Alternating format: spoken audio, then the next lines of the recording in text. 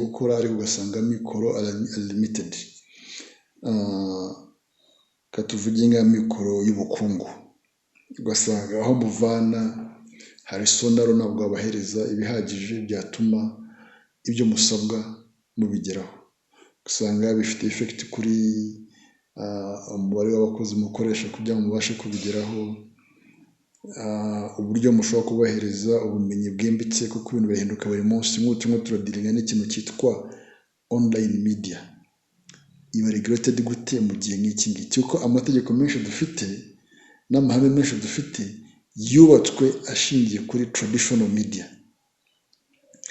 Online media ugasanga harimo waribaza ibi byakorwa bite? Ni ibintu bisaba kugira ngo ukore study tours byo kuranda ukuntu babikora, muhabwe trainings, ubushakashatsi hirya no hino barimo barabukora, abandi babikora bate, bimeze bite, kugira ngo namwe mubizane mu byemforcinge iwanyu amazi atararenga inkombe.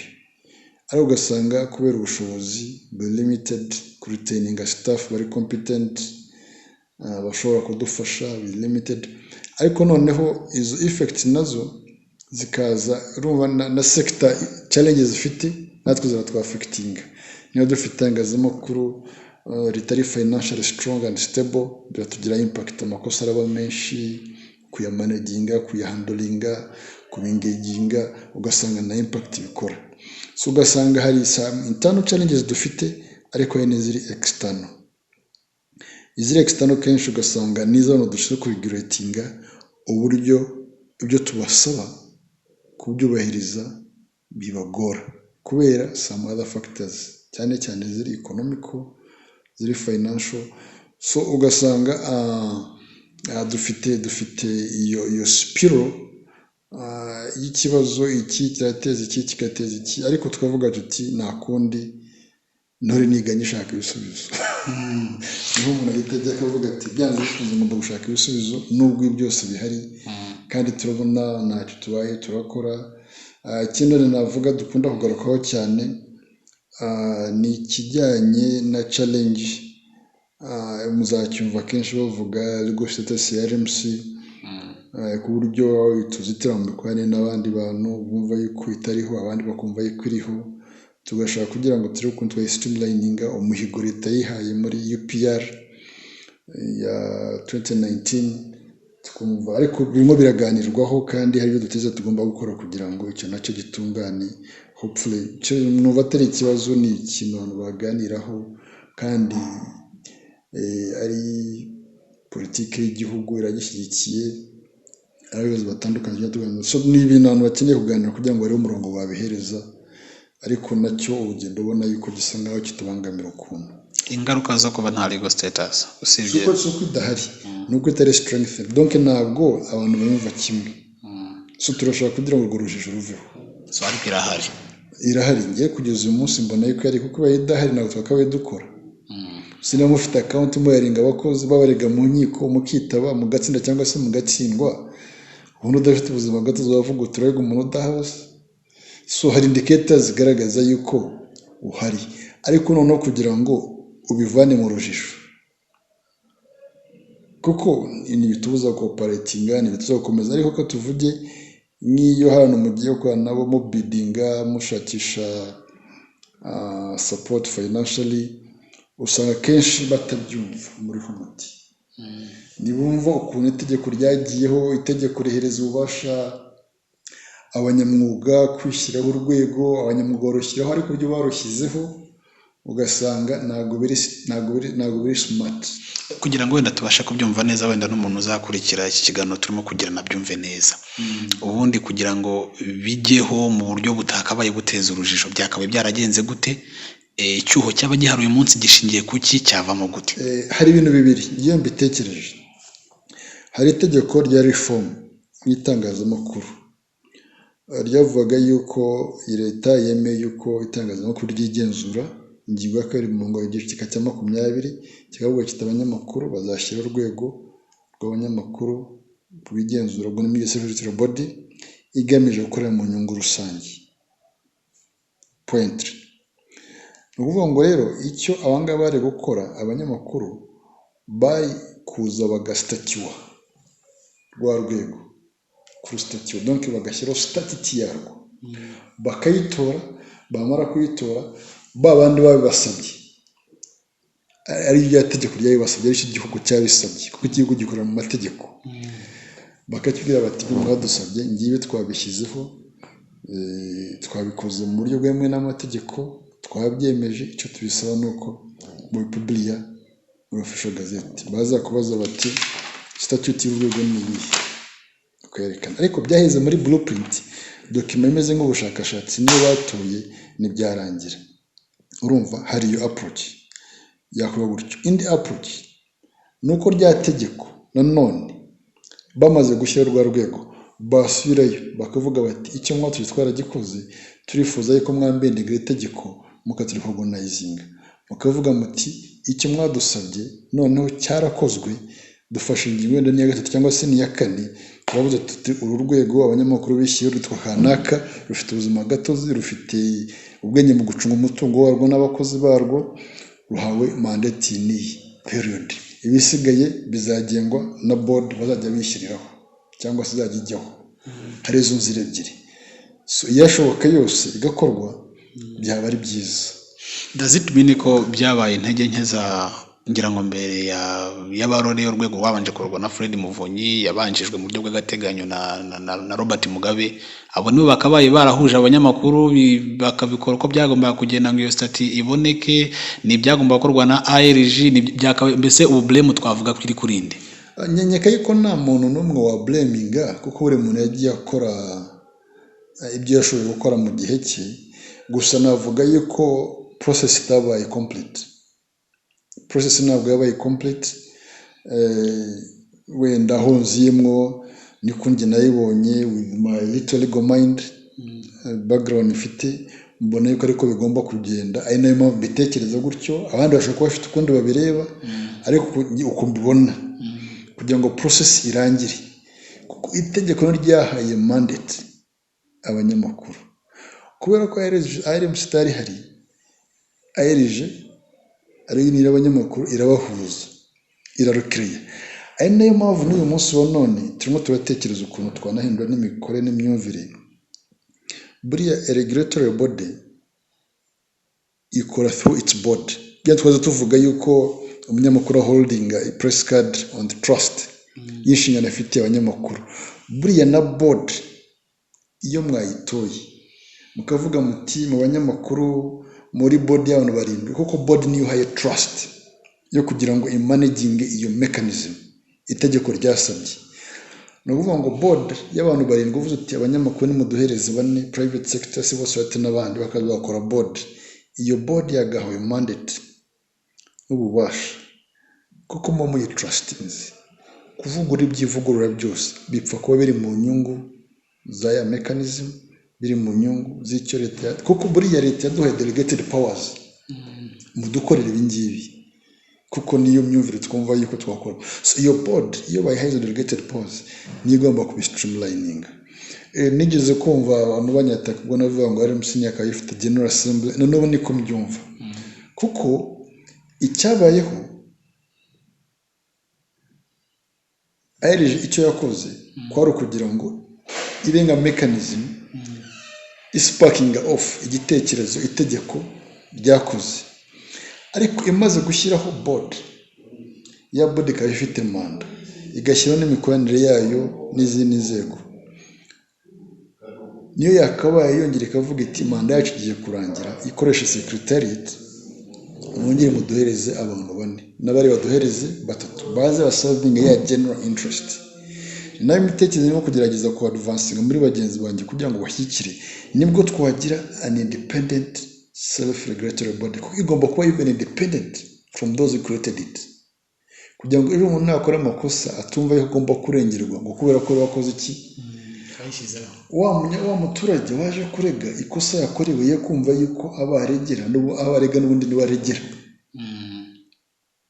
iyo independence iriho so niyo system nge numva na blueprint yakaba yarateganyije igatorwa and which we are trying to advance kugira ngo twumve yuko abantu bashyikira kubera ko niyo ihereza urwego sustainability na protection na independence rukenera kuko ntirugomba kuba independent from political influence gusa rugomba kuba even independent from the members influence na perception public influence rukaba independent niyo mpamvu ruza ruhagarariwe n'abantu bafite background zitandukanye abanyamakuru civil society private sector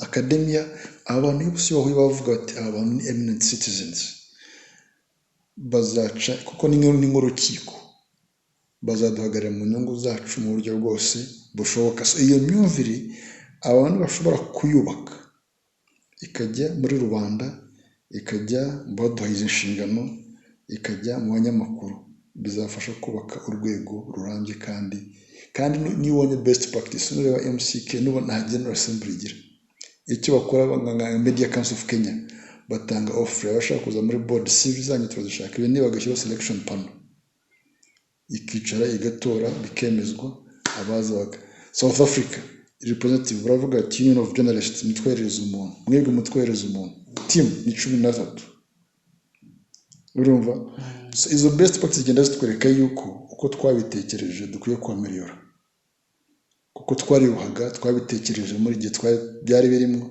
ariko dukigraduatinga tugafata indi myumvire indi mitekerereze yadufasha niba ingingo ya code runaka ibangamye tubona yuko ikwiye kuvugururwa tujye guhamagaza imbaga y'abantu just the consultative meeting uhamagare key people uhamagare stakeholders muyiganireho nibumva ari byo change it nibumva atari byo drop it ariko it is very consultative ariko power zihaye board nkuko dufata imbaraga tukazihereza members of parliament iyo bagiye gukora amategeko ntabwo baza kutubaza urumva tuba tubizeye ko byari bukore mu nyungu zacu ariko General Assembly y'u Rwanda n'abaturage urumva n'abaturage inteko ishinga amategeko niyo body yacu hanyuma executive ni nkanjye secretariat y'executive biriya urumva so iyo niyo mechanism the same mechanism twumva yakaba yubakika nk'ahantu nk'aha ngaha kugira ngo abantu bumve yuko bafite urwego sustainable independent rufite abantu bazaza batumva yuko bahagarariye abangaba kugira ngo nibumva yuko batabakorera bashakaga bumva yuko bahungabanye ibintu nk'ibyo bigatera nacyo nashatse gusobanura mu munoza yanjye none se ubundi iki cyuho tuvuga ngo hari document yakabaye yaranditswe igashyikirizwa ababishinzwe banyuma urwego rukagira iyo legal status yuzuye iyo process ikaba itararangiye bisobanuye ngo iyo process ubu ngubu birakomeje byarahagaze as RMC are you doing anything kugira ngo ibyo bigerweho? Yes, in fact as RMC we are doing something ngira ngo tumaze no gusaba Ministry of Justice n'abandi stakeholders bagiye bafite aho bahuri na UPR ubona kuvuga Ministry of Justice n'itunoza komisiyo imwe n'ubwiye komisiyo y'uburenganzira bwa muntu ko nubajya batwandikira batubaza aho bigeze cyane cyane komisiyo y'uburenganzira bwa muntu ariko Ministry of Justice ayiza no ko ariyo custodian ya UPR kuri rwa leta n'abandi turimo turafatanya kugira ngo tubereke ibitekerezo dufite ariko noneho n'abanyamakuru bashyikira ibyo bitekerezo nko muri General Assembly ya ejo bundi twifuje yuko muri agenda y'ibizaganirwaho ibitekerezo nakubwiye bimwe bizaba tabled kugira ngo the media fraternity ari yahawe inshingano yumve trends turimo gukora kandi badusapotinge bumve ko ibyo dukora biri mu nyungu za system ya self regulation system ya media na system ifasha public yacu kugira ngo igire trust muri media so birimo birakorwa no mu nama ya board y'ubushize yabaye ejo bundi kuwa mbere twarimo tuganira kuri draft dufite n'uburyo twumva yuko yakwemezwa ariko tuyiganirije n'izindi nzego na stakeholders n'abanyamakuru kugira ngo turebe ukuntu byose hamwe byakumvikana kugira ngo bigire ireme kandi bidufashe kuva mu rujijo wenda turebye ku bibazo rwaba rutuma bidakemuka vuba.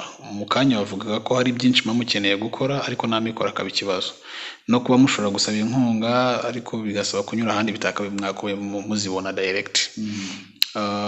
Ubundi RMC n'ubundi ngira ngo hari abakozi yatangiranye uyu munsi itagifite. Ikibazo cy'imikorere n'ubwo buke bw'abakozi cyo giteye gute?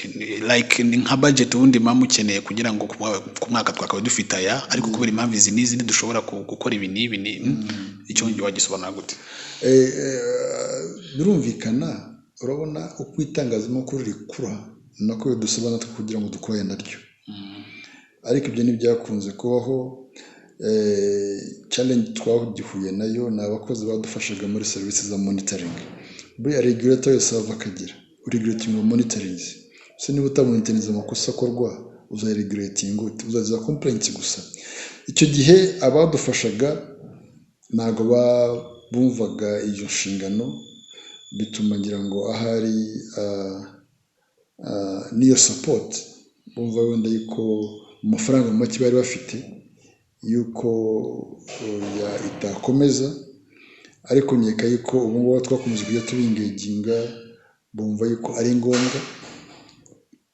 Ubwo ni bande precisement urumva badusapotingaga ni RGB, biciye